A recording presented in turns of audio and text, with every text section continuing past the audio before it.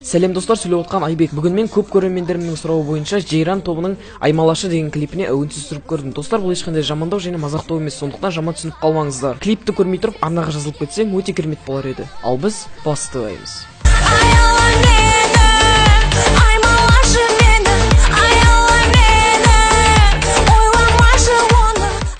Айстерзинаш, насыбай түкір жүрейін.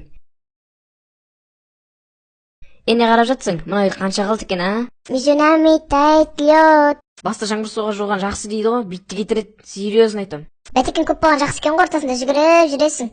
Туалетте билеп отқансың ғой. Осы фруктілер езгенде жақсы көрем бар ғой. Бәтекенің арасында ұйықтайын деп жатқансың ғой, ши.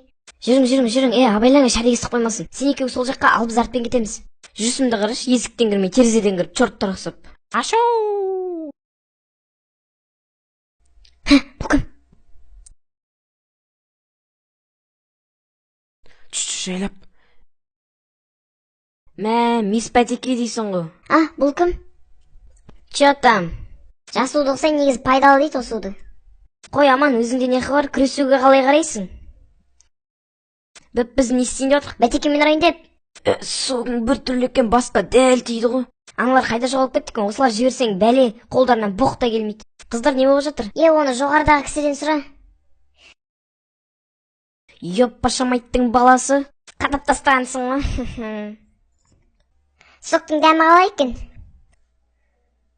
Айттым ғой, Бәтекен көп көмегі тиеді деп. Хедшот жасап тастағансың ғой. Қыздар, кел бір селфи.